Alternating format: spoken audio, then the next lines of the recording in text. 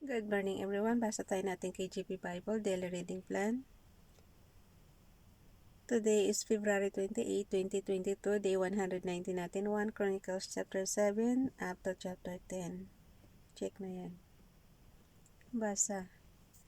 1 Chronicles chapter 7. Now the sons of Issachar were Tola and Puah and Jashub and Shimron 4. And the sons of Tola, Uzi and Ripaya and Jeriel and Jamai and Jibsam and Shemuel, heads of their father's house, to it of Tola. They were valiant men of might in their generations, whose number was in the days of David 220,600. And the sons of Uzi, Israel, and the son of Israel, Michael and Obadiah and Joel, Isha, 5, all of them chief men. And with them by their generations after the house of their fathers were bands of soldiers for war, 36,000 men, for they had many wives and sons. And their brethren among all the families of Issachar were valiant men of might, reckoned in all by the genealogies, 7,000. Tingnan nyo guys, natural na sa kanila yung had many wives. And their brethren among, verse 5, and their brethren among all the families of Issachar were valiant men of might, reckoned in all by their genealogies, 7,000. The sons of Benjamin, Bela and Becher, and Jediel 3, and the sons of Bela, Esbon, and Uzi, and Uziel, and Jeremoth, and Eri, 5. Heads of the house of their fathers, mighty men of valor, and were reckoned by their genealogies, 20 and 2,000 and 30 and 4. And the sons of Becher, Zimera, and Joas, and Eliezer, and Elionai, and Omri, and Jeremoth, and Abiah, and Anathoth, and Alamit. All these are the sons of Becher. And the number of them after their genealogy by their generations, heads of the house of the fathers, mighty men of valor, was 20,200.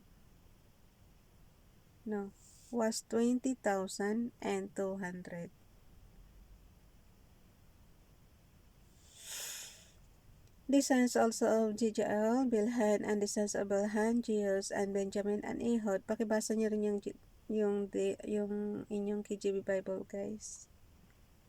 Para masundan niyo ako. Verse 10, the sons also of Jejael, Bilhan, and the sons of Bilhan, Jeus, and Benjamin, and Ehud, and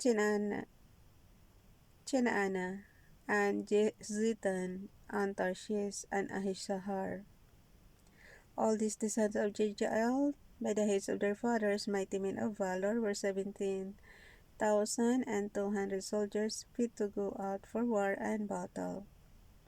Shupim also and Hopim, the children of Ir, and Hushim, the sons of Aher, the sons of Naphtali, Jashiel and Goni, and Jezer and Shalom, the sons of Belha, the sons of Manasseh, Azrael, whom Sheber, but his concubine, the Aramitess, bare Machir, the father of Gilead. And Machir took to wife the sister of Hopim and Shupim, whose sister's name was Macha, and the name of the second was Zelophehad, and Zelophehad had daughters. And Maachah, the wife of Machir, bare a son, and she called his name Perish, and the name of his brother was Sherish, and his sons were Ulam and Rakim, and the sons of Ulam, Bedan. These were the sons of Gilead, the son of Machir, the son of Manasseh. And his sister Hamaleketh bare Eshod, and Abiezer, and Mahala. And the sons of Shemediah were Ahian, and Shechem, and Lekeh, and Anyam. And the sons of Ephraim, Shatala, and Bered his son, and Tahat his son, and Eladah his son, and Tahat his son. YW Tahat. Ay nakalagay kayo sa verse 20. And the sons of Ephraim, Shatala, and Bered his son, and Tahat his son, and Eladah his son, and Tahat his son. So, mahilig sila sa Tahat na pangalan. And Zabad his son, and Shatala his son, and Ezer, and Eled, whom the men of Gath that were born in that land slew because they came down to take away their cattle. And Ephraim their father mourned many days. Oh. Sa 21, and Zabad his son, and Shetelah his son, and Ezer, and Elid, whom the men of God that were born in that land slew, because they came down to take away their cattle. And Ephraim their father mourned many days, and his brethren came to comfort him. And when he went into his wife, she conceived, and bare a son, and he called his name Beriah, because it went evil with his house. And his daughter was Shera, kahit pala matanda na sila nagkakaanak talaga.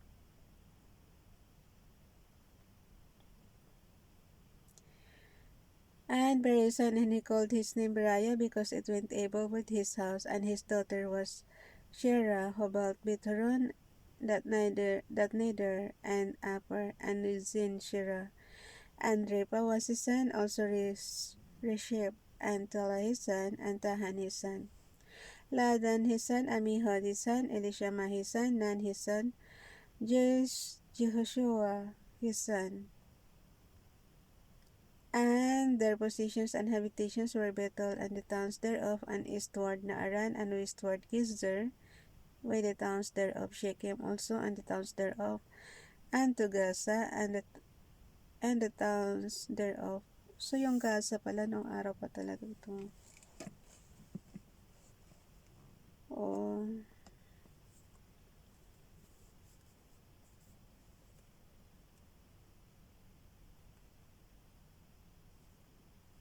Sa verse 29, and by the borders of the children of Manasseh, Bethshan, and her towns Taanak, and her towns Megiddo, and her towns Dor, and her towns. In this dwelt the children of Joseph, the son of Israel. The sons of Asher, Imnah, and Ishua, and Ishuai, and Beriah, and Shera, their sister. And the sons of Beriah, Heber, and Malchel, who is the father of Bishrabeth. And Heber begat Japlet, and Shemer, and Hotam, and Shua, their sister. And the sons of Japlet, Patsa. Bihira lang ang babaeng binabanggit guys na puro talaga son. And Shua, their sister. And the sons of Japlet, Pasak, and Bimhal, and Ashbaz. These are the children of Japlet, and the sons of Shamer, Ahe, and Roga, Jehovah, and Aram. And the sons of his brother Helim, Joppa, and Imnah, and Shelish, and Amal. The sons of Joppa, Sua, and Harniper, and Shual, and Beri, and Imra. Nilalayo ko para mabasa ko. Okay, ulit. And the sons of Shamer, Ahi, and Raga, Jehovah, and Aram. And the sons of his brother Helim, Joppa, and Imnah, and Shelish, and Amal. The sons of Joppa, Sua, and Harniper, and Shual, and Beri, and Imra. Bezer, and Hod, and Shama, and Shisha, and Etran, and Bera. And the sons of Jeter, Jephoni, and Pispa, and Ara. And the sons of Ula, Ara, and Haniel, and Rizia. All these were the children of Asher, heads of their father's house, choice and mighty men of valor, chief of the prince, and the number throughout the genealogy of them that were up to the war. To battle was 20 and 6,000 men. Tingnan mo yung mga sinasabak sa gira guys, ang dami-dami. Kung ang dami pala natin babasahin. 1 Chronicles chapter 8. Now Benjamin begat Bela, his firstborn, Ashbel the second, and Ahara the third, Noah the fourth, and Rapha the fifth. And the sons of Bela were Adar, and Gera, and Abihud, and Abishoa, and Naaman, and Ahoa, and Gera, and Shepupan, and Haram. And these are the sons of Ehud. These are the heads of the fathers of the inhabitants of Geba, and they removed them to Manahat. And Naaman, and Ahia, and Gera, he removed them and begat Uzzah, Ahihud. Oh no. Bilisan na guys. Okay, verse Ulitin natin ang verse 7. And Naaman and Ahiya, bilis na ha. And Naaman and Ahiya and Gera, he removed them and begat Uzzah and Ahihud. And Shaharaim begat children in the country of Moab after he had sent them away. Hushim and Baara were his wives. Tingnan nyo guys, natural na sa kanila yung ilan ang asawa. And he begat of Hodish's wife, Jobab and Zibiah and Misha and Malcham. And Zeus and Shateah and Marma. These were his sons, heads of the fathers. And of Hoshim he begat Abitub and Elpaal. The sons of Elpaal, Eber and Misham and Shem, who built Ono and Lod with the towns thereof. Beriah also and Shema, who were heads of the fathers of the inhabitants, Aijalon, who drove away the inhabitants of Gath, and Ahio, Shashak, and Jeremoth. Kaya pag nabasa nga to talaga ng kung sa ngayong generation, syempre mag-ano sila na yung mga bansa na yun, ginigyera lang, tapos napupunta na sa kanila. Kumbaga sa ano, parang sinasakop din guys, ganun. Beriah also and Shema, who were heads of the fathers of the inhabitants of Aijalon, who drove away the inhabitants of Gath, and Ahio, Shashak, and Jeremoth, and Zebadiah, and Arad, and Adar, and Michael, and Ispa, and Ispa, and Joha, the sons of Beriah, and Zebadiah, and Mishulam, and Ezeki, and Heber, Ashmerai. Also and Jisliah and Jobab, the sons of Elpaal, and Jakim, and Zikri, and Zabdi, and Elenai, and Elenai, where are we? Sa verse 20 guys, and Elenai, and Seltai, and Eliel, and Adaiah, and Beriah, and Shimrat, the sons of Shimshai, and Ispan, and Heber, and Eliel, and Abdon, and Shakri, and Hanan, and Hananiah, and Elam, and Antotijah, and Ipediah, and Penuel, the sons of Shashak, and Shamshirai, and Shahariah, and Ataliah. Yung mga pangalan nila guys na hindi na sa ngayon din lang natin gaano maririnig. Mga pangalan ngayon, Michael, Joseph, mayroon pa. Yung mga ganun. Pero yung mga ganito, bihira na yata. Sa atin, sa banda natin, pero baka sa lugar nila, mayroon pa rin ito. Kumukuha ng ganitong pangalan. And Hananiah and Elam sa verse 24. Ulitin natin sa verse 24, sa verse 23, and Abdon, and Zikri, and Hanan, and Hananiah, and Elam, and Anatotijah, and Ipadiah, and Penuel, the sons of Shashak, and Shamsharai, and Shishariah, and Ataliah, and Jerizaiah, and Eliah, and Zikri, the sons of Jeroham. These were heads of the fathers by their generations. The apprentice dwelt in Jerusalem. And at Gibeon dwelt the father of Gibeon, whose wife's name was Macha, and his firstborn son Abdon, and Zur, and Kish, and Baal, and Nadab. And Gedor, and Ahia, and Zakir, and Mikloth begat Shimei, and these all dwelt with their brethren in Jerusalem over against them. And there begat Kish, and Kish begat Saul, and Saul begat Jonathan, and Malchishua, and Abinadab, and Ishbaal. Yan, si Saul, di ba King Saul yan? Naging king yan. Ulitin natin yung verse 33 ha. And there begat Kish, and Kish begat Saul, and Saul begat Jonathan, and Malchishua, and Abinadab, and Ishbaal. And the son of Jonathan was Meribaal, and Meribaal begat Micah. And the sons of Micah were Pithon, and Melech, and Tare, and Ahaz. And Ahaz begat Jehodan, and Jehodah begat Alemeth, and Azmaveth, and Zimri begat Mosa, and Mosa begat Bine.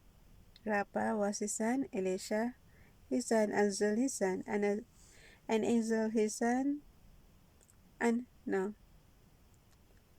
and balik tayo sa 37. And Mosa begat Benia, Rafa was his son, Elasa his son, yan, umaangal na tiyan ko. Azel his son, and Azel had 6 sons whose names are these: Azrikam, Pochero, and Ishmael, and Shariah, and Obadiah, and Hanan. All these were the sons of Azel. And the sons of Ishik, his brother, were Elam, his firstborn, Jehosh the second, and Eliphalet the third. And the sons of Elam were mighty men of valor, archers, and had many sons and sons, and 150. Grabe dami ah. All these are the sons of Benjamin.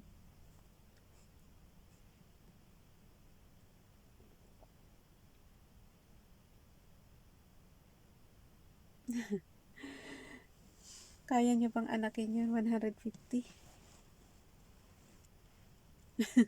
No reaction lang yan ha. Sinararamihan na ako masyado. 3 nga lang, marami na eh. 1 Chronicles chapter 9.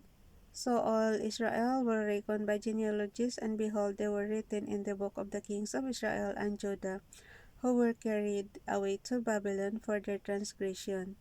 Now, the first inhabitants that dwelt in their positions and their cities were the Israelites, the priests, Levites, and Nethinims. And in Jerusalem dwelt of the children of Judah, and of the children of Benjamin, and the children of Ephraim, and Manasseh: Uthai, the son of Amihud, the son of Omri, the son of Imri, the son of Bani, of the children of Paris, the son of Judah, and of the Shilonites: Asasiah the firstborn, and his sons, and the sons of Zerah, Joel, and their brethren 690. And of the sons of Benjamin, Salah the son of Meshullam, the son of Hodabiah, the son of Hasenoah, and Ibniah, the son of Jeroham, and Elah, the son of Uzi, the son of Mitzri, and Meshullam, the son of Jephatiah, the son of Reuel, the son of Ibnijah, and their brethren according to their generations 956. All these men were chief of the fathers in the house of their fathers. And the priests Judah and Jehariah and Jachin and Azariah, the son of Hilkiah, the son of Meshullam, the son of Zadok, the son of Merayot, the son of Ahitub, the ruler of the house of God. And Adaiah, the son of Jeroham, the son of Pashur, the son of Malchijah, and Maashai, the son of Achiel, the son of Jezreel, the son of Meshullam, the son of Meshelemith, the son of Immer. And the brethren heads of the house of their fathers 1,730 very able men for the work of the service of the house of God. And of the Levites Shemaiah, the son of Ashub, the son of Azrikam, the son of Hashabiah, of the sons of Merari, and Bakbakar, Harish, and Galal, and Mataniah, the son of Micah, the son of Zikri, the son of Asaph, and Obadiah, the son of Shemaiah, the son of Galal, the son of Jeduthun, and Berechiah, the son of Asa, the son of Elkanah, and that dwelt in the villages of the Netophathites. And the porters were Shalom, and Akub, and Talmon, and Ahimam, and their brethren. Shalom was the chief, who hitherto waited in the king's gates eastward. They were porters in the companies of the children of Levi. And Shalom, the son of Kori, the son of Ebiasaph, the son of Korah, and his brethren of the house of his father, the Korahites, were over the work of the service keepers of the gates of the tabernacle, and their fathers, being over the host of the Lord, were keepers of the entry. And Phinehas, the son of Eleazar, was the ruler over them in time past, and the Lord was with him. And Zechariah, the son of Meshelemiah, was porter of the door of the tabernacle of the congregation. All these which were chosen to be porters in the gates were 212. These were reckoned by their genealogy and their villages, whom David and Samuel the seer did ordain in their seat office. So they and their children had the oversight of the gates of the house of the Lord, namely the house of the tabernacle by wards. In 4 quarters were the porters toward the east, west, north, and south. And their brethren which were in their villages were to come after 7 days from time to time with them. For these Levites, the 4 chief porters, were in their seat office, and were over the chambers of treasuries of the house of God, and the lodge round about the house of God, because the charge was upon them, and the opening thereof every morning pertained to them. A certain of them had the charge of ministering vessels, that they should bring them in and out by tale. Some of them also were appointed to oversee the vessels and all the instruments of the sanctuary, and the fine flour, and the wine, and the oil, and the frankincense, and the spices. And some of the sons of the priest made the ointment of the spices. And Mattithiah, one of the Levites, who was the firstborn of Shalom, the Korahite, had a set office over the things that were made in the pans. And other of the brethren of the sons of the Kohathites were over the sure bread to prepare it every Sabbath. And these are the singers, chief of the fathers and of the Levites, who remaining in the chambers were free, for they were employed in that work day and night. These chief fathers of the Levites were chief throughout their generations. These dwelt at Jerusalem. And in Gibeon dwelt the father of Gibeon, Jehiel, whose wife's name was Maachah. And his firstborn son Abdon, then Zur, and Kish, and Baal, and Ner, and Nadab, and Gedor, and Ahijah, and Zechariah, and Mikloth. And Mikloth begat Shemim, and they also dwelt with their brethren at Jerusalem over against their brethren. And Ner begat Kish, and Kish begat Saul, and Saul begat Jonathan, and Malchishua, and Abinadab, and Ishbaal. And the son of Jonathan was Meribaal, and Meribaal begat Micah. And the sons of Micah were Piton, and Melech, and Tare, and Ahaz. And Ahaz begat Jara, and Jara begat Alimeth, and Masmabeth, and Zimri, and Zimri begat Moza. And Moza begat Bene, and Rephaiah his son, Elisah his son, Ezel his son. And Ezel had 6 sons, whose names are these: Azrikam, Bochero, and Ishmael, and Shariah, and Obadiah, and Hanan. These were the sons of Ezel. Wait lang guys.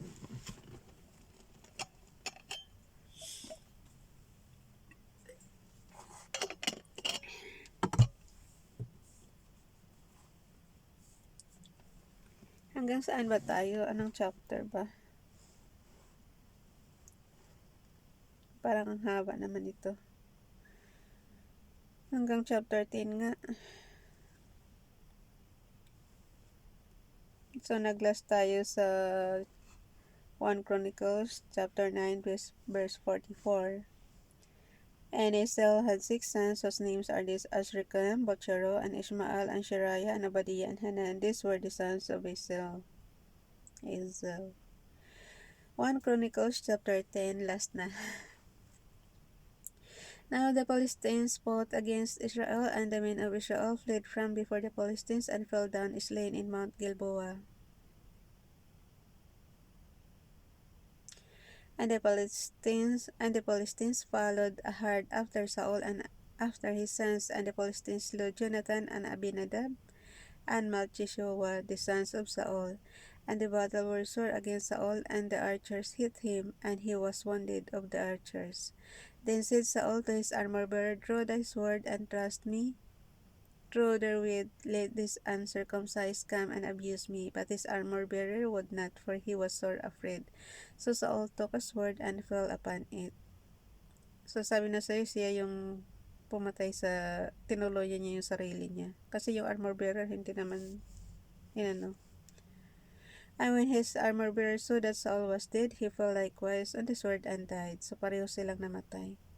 So Saul died, and his 3 sons, and all his house died together, and with all the men of Israel that were in the valley, so that they fled, and that Saul and his sons were dead.